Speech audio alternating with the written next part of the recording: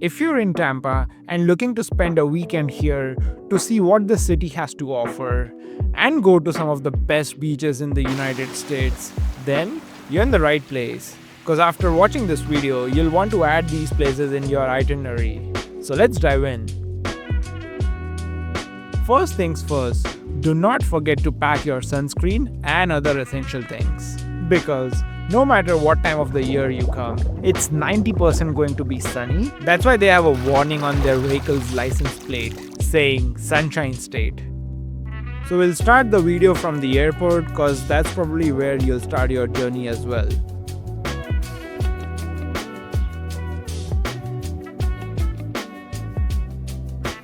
Before we could feed our souls with ocean vibes, we had to feed our hungry stomachs first. The food along with the customer service was top notch, and I highly recommend Besito.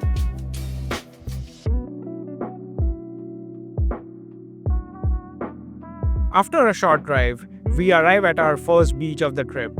The parking here is difficult to find, so make sure to arrive early. But the beach compensates for it. The Gulf water here is shockingly clear, especially in the calm weather, thanks to the sugar white sandy beaches. Plus, it's less muddy than the other coasts. That doesn't cloud the water.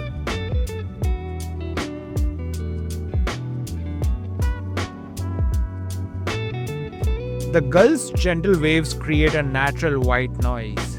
Science says the sound of waves alter our brain waves, lowering our cortisol, that's stress hormone. I would rate this beach 8 on 10, 2 points off because of the parking.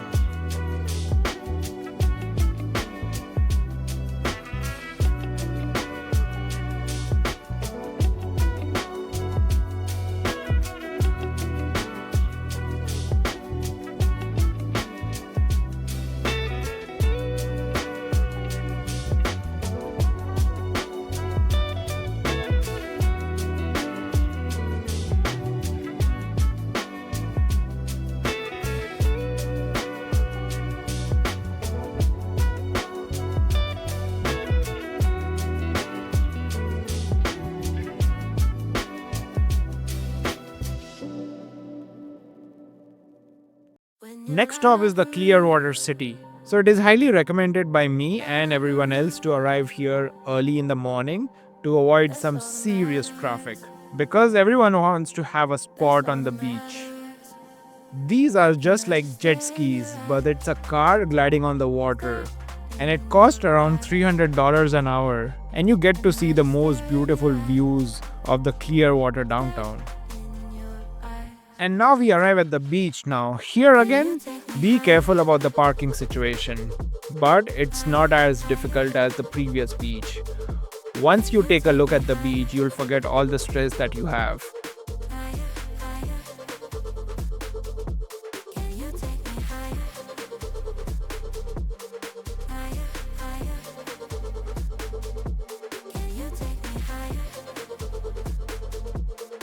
You'll notice a row of rental tents lining at the beach. And let me give you some brotherly advice. Just spend the $50 and rent one for the day. It's worth every damn penny when that Florida sun starts blazing. And don't even think about bringing your own umbrella, because the wind here is next level. You'll waste half of your day wrestling with the flapping fabric instead of sipping your drink in peace. So save yourself the struggle and start relaxing. Can you take me higher? Higher, higher. Can you take me higher? Higher, higher. The sand here is 99% quartz, imported from mountains over millennia. It's soft and cool, so it feels like you're walking on powdered sugar even at high noon. If you have kids, don't worry, this beach has something for you as well.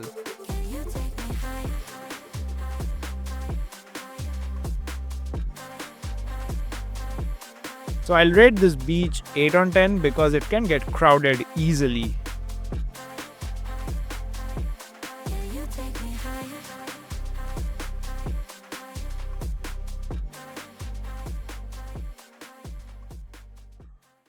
A few steps away from the beach is Pier 60. Here you'll find many types of street vendors, from jewelries to plants.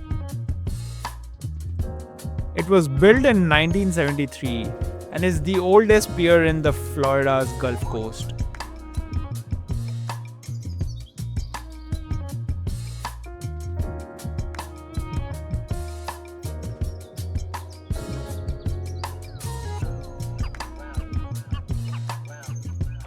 The view of the water from here is absolutely beautiful.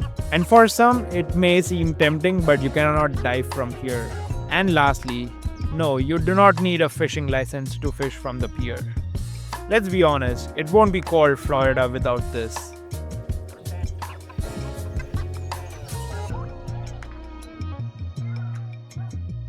Now we head to the downtown of Clearwater for lunch. And you guessed it right, it's again a Mexican restaurant called Tequila's. Because I feel that every Mexican restaurant that we go, the food gets tastier.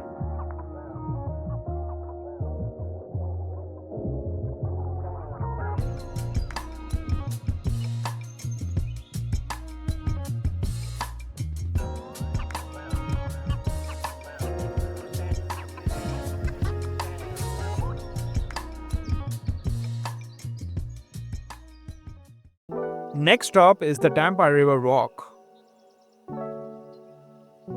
stretching 2.6 miles along the Hillsborough River and the Garrison Channel. So there are many options to reach here.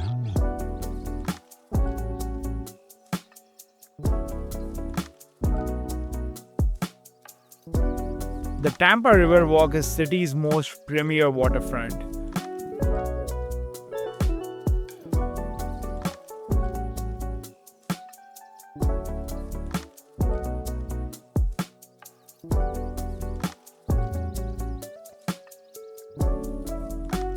You'll also find open-air dockside hubs with food stalls, bars, and live music. In my opinion, it is one of the most underrated places to see the sunset in Tampa.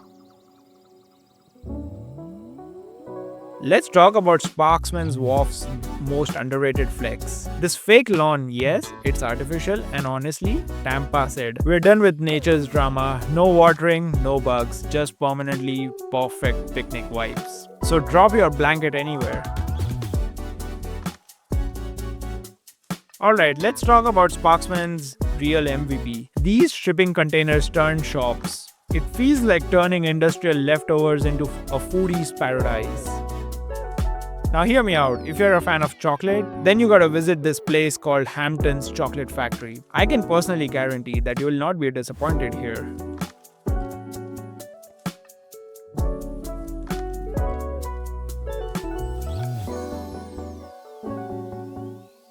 If you're liking this video so far, then you'll also like the video I made on Miami.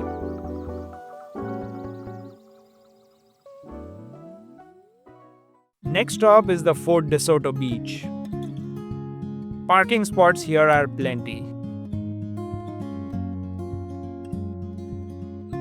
It was named as the #1 beach in the US by TripAdvisor in year 2005, 8, and 23. The 1,100 acres of protected shoreline with zero high-rises or crowd. That's all you can ask for, right?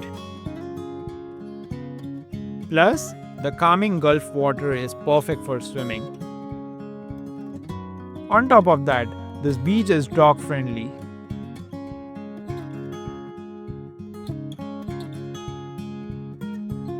So I'd rate this beach 9 on 10 because of the calming water and crystal clear beaches. It's less crowded and there's ample of parking.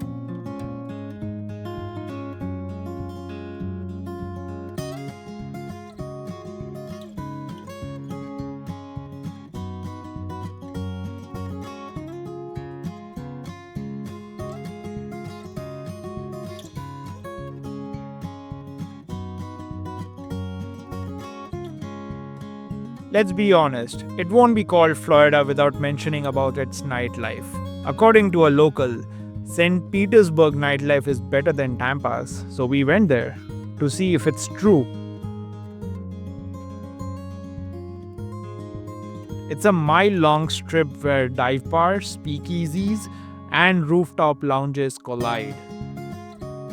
It actually feels like another world. It feels like in the day, everyone's trying to get away from each other to find a spot at the beach, and during the night, everyone wants to just be together in one place.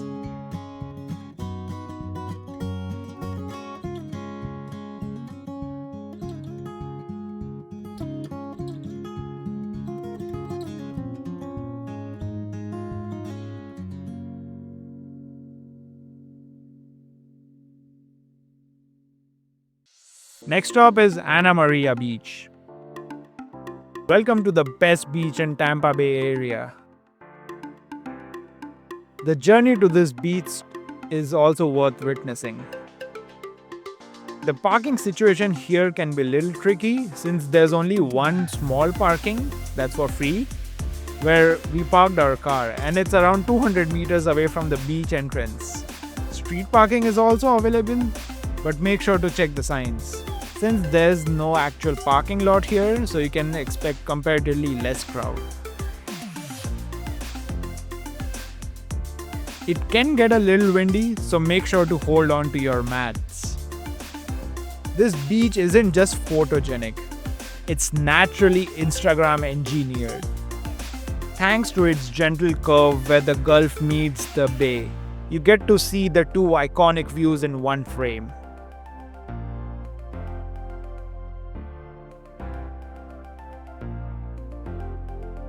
You can walk 100 yards north at low tide to avoid where these bodies of water collide.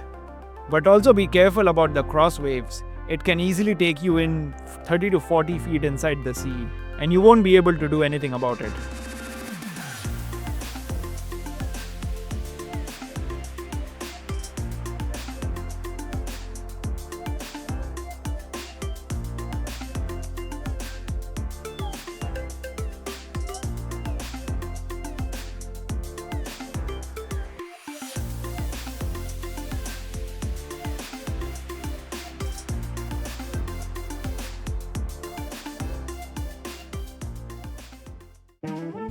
Next stop is the Lithia Springs. To swim here, you'll need to book a slot, and it's on first come first serve basis. On top of that, there are only 200 slots for swimming for each day, which starts at 9 a.m. So I'd better hurry up. The fee to enter is $2 per vehicle and additional $2 per swimmer. The gradual sand entry is perfect for kids and it's family friendly. And if I were a diver or swimmer, I'd be cautious.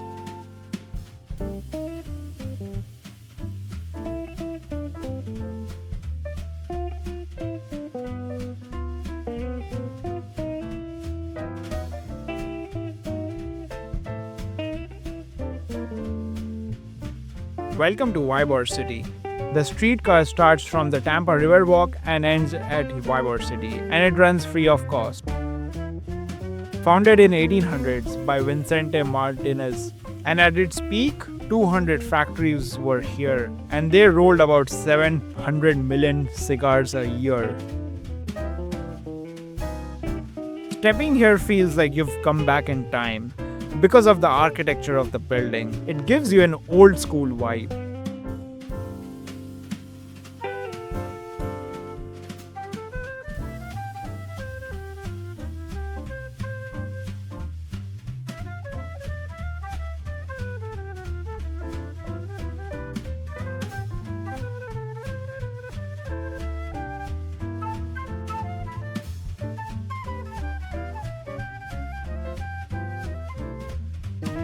Next stop is the Armature Works.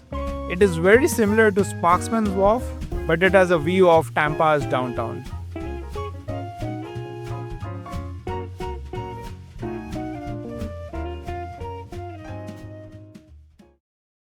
The last stop in this video is the St. Pete Beach. The vibe of this beach just hits different. It feels like you're in the Caribbean. The water here is surprisingly clear and blue. Plus, the parking situation here is not tricky. There's very less crowd compared to the other beaches in the Tampa area. And you do not have to travel an hour to reach here from Tampa.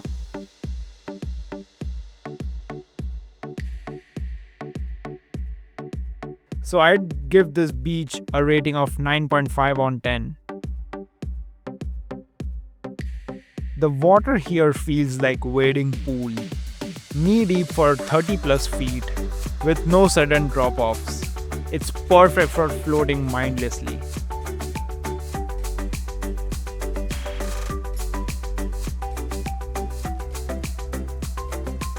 Sand here feels cool and it's like soft powder, unlike scorching sands in other beaches. So you can be here barefoot and not feel a thing at 12 o'clock in the afternoon.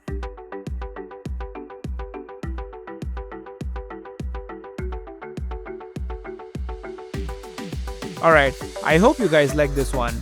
See you in the next video. Till then, take care.